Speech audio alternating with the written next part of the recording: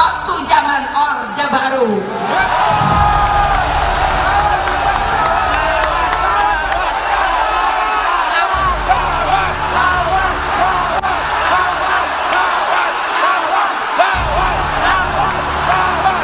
Berani tidak?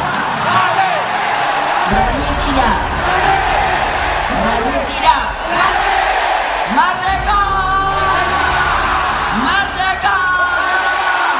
Merdeka! Menang kita! Ganjar Mahfud! Satu putaran!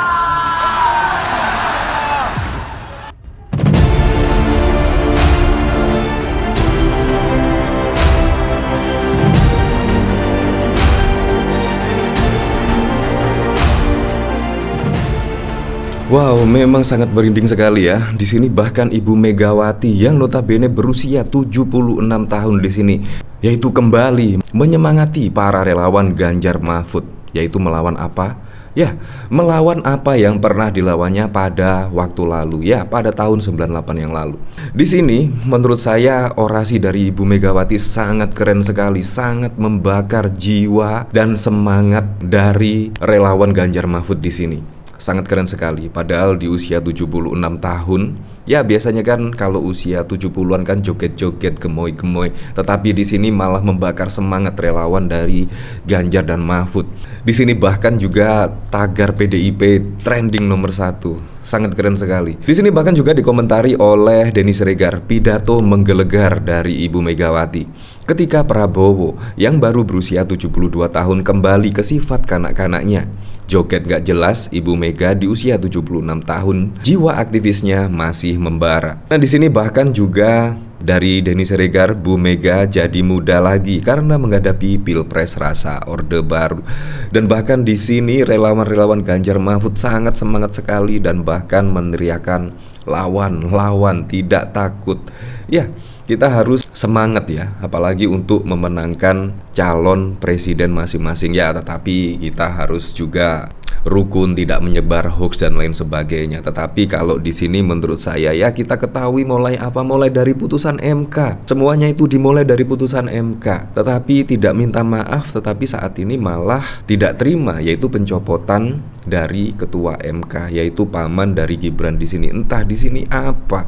Menurut saya rasa-rasa seperti Orde Baru memang. Nah, dari sini saya penasaran kira-kira komentarnya seperti apa ya di sini, yaitu dari cuitan Denny Siregar di sini. Terus lawan kebenaran akan menemukan jalannya sendiri. Jiwa oratornya mulai menggelegar. Beda kelas memang.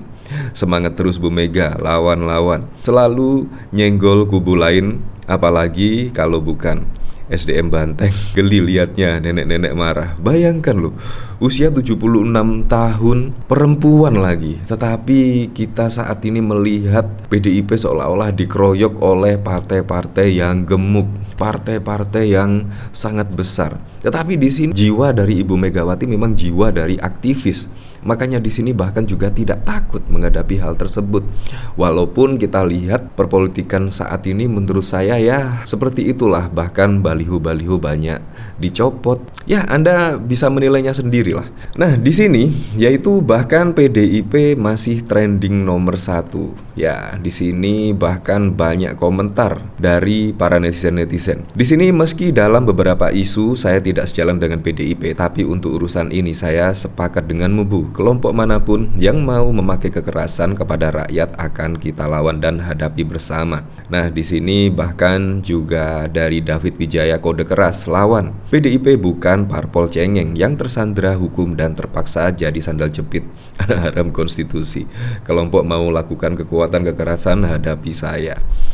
Nah, di sini sangat keren sekali. Nah, di sini ada berita ya. Di sini kode keras Megawati, genderang perang dengan Jokowi ditabuh. Di sini pernyataan Ketua Umum PDI Perjuangan Megawati Soekarno Putri Kian Monoho jelang masa kampanye pemilu 2024. Kritik hingga sindiran terlontar dari Presiden kelima Republik Indonesia terhadap penguasa saat ini. Meskipun tidak disebutkan siapa penguasa yang dimaksud, sindiran itu tampaknya mengarah ke Presiden Joko Widodo. Ya memang kalau kita melihat dari pernyataan atau pidato dari Ibu Megawati, ya siapa lagi kalau bukan Presiden Joko Widodo ya. Ya tetapi itu memang opini dari masyarakat setelah melihat pidato atau orasi dari Ibu Megawati di sini. Jika melihat ke belakang, pengkhianatan Jokowi dan keluarga menjadi pemicu perang dingin antara bos partai Banteng, Moncong Putih dengan pemerintah dan lawan politiknya.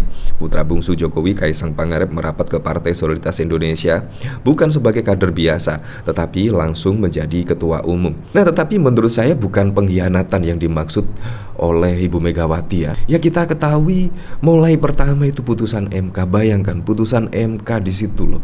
Mahkamah Konstitusi tiba-tiba dimepet pendaftaran di KPU, tiba-tiba diputuskannya gugatan usia minimum capres dan cawapres di bawah 40 tahun dengan persyaratan bla bla bla bla. Di situ menurut saya sungguh tidak masuk akal sekali. Di mana juga ketua MK-nya di situ adalah paman dari Gibran dan adik ipar dari Presiden Joko Widodo. Bayangkan di sini negara dikelola oleh keluarga. Menurut saya bukan karena pengkhianatan dari Presiden Joko Widodo. Menurut saya terserahlah, ada anak dari Presiden Joko Widodo mau menjadi ketua umum PSI, mau menjadi cawapres dari Pak Prabowo Subianto, tetapi tidak melanggar aturan, tidak melanggar konstitusi. Menurut saya Ibu Megawati tidak akan mempermasalahkan hal tersebut, karena menurut saya Ibu Megawati adalah orang yang paling demokratis, sangat demokratis sekali. Terbukti pada waktu lalu ketika Puan Maharani ya diisukan menjadi capres atau cawapres, bahkan Ibu Megawati tidak mendeklarasikan Puan sebagai capres ataupun cawapres, melainkan Ganjar dan Mahfud. Menurut saya itu Ibu Megawati sangat demokratis sekali dalam memimpin sebuah partai di sini. Tetapi di sini jangan dipelintir-pelintir seolah-olah pengkhianatan Jokowi menjadi perang. Menurut saya tidak. Menurut saya mulai dari putusan MK di situ dan banyak drama-drama lagi sampai saat ini. Bukan masalah pengkhianatan. Menurut saya terserah. Itu memang jalan sendiri-sendiri. Yaitu Kaisang mau ke PSI, Gibran mau menjadi cawapres. Tetapi kalau memang usianya sudah cukup, menurut saya tidak masalah, sangat tidak masalah sekali. Masyarakat juga tidak masalah. Tetapi ini sudah mengutak-ngatik putusan MK, dan pada waktu lalu juga MK juga sudah memutuskan bahwa paman dari Gibran, ketua MK, di situ melanggar kode etik berat dan akhirnya dicopot dari ketua MK. Dan itu juga fakta.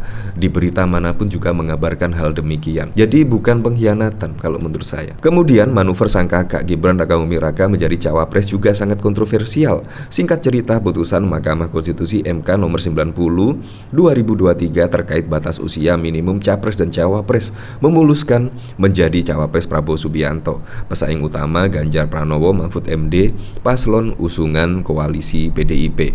Terkini baliho Ganjar Mahfud dicopot sepihak di beberapa tempat membuat Megawati semakin naik pitam. Akhirnya pada rapat koordinasi nasional relawan Ganjar Mahfud di J-Expo Kemayoran Jakarta Pusat pada 27 November, Megawati menyindir habis-habisan pemerintah yang dinilainya menghalalkan semua cara untuk melanggengkan kekuasaan. Ya memang di sini menurut saya sudah sangat hampir mirip dengan Orde Baru ya menurut saya. Ya tetapi kita kembalikan lagi lah ke masyarakat yang menilainya.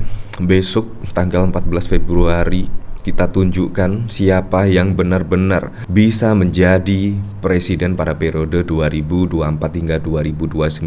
Ya, karena suara masyarakat lah yang bisa menentukan di sini. Makanya di sini dengan hiruk-pikuk perpolitikan saat ini, makanya kita harus yakin yaitu untuk memenangkan capres masing-masing di sini. Di sini bahkan juga banyak komentar-komentar yaitu tentang trendingnya PDIP di sini. Serang PDIP terus agar PSI bisa merebut elektoral PDIP. Arahan kakak pembina dari Singapura. Ya memang menurut saya sangat keren lah di usia Ibu Megawati yang saat ini 76 tahun. Tetapi dengan melihat kondisi perpolitikan saat ini, akhirnya pun turun gunung dan orasinya penuh semangat dan bahkan juga membakar semangat para relawan Ganjar dan Mahfud. Nah, orasi di sini menurut saya sangat penting sekali ya. Ya apapun itulah untuk Pilpres 2024 mendatang, semoga saja berjalan dengan aman, berjalan dengan lancar, dan yang paling penting berjalan dengan jujur dan juga adil.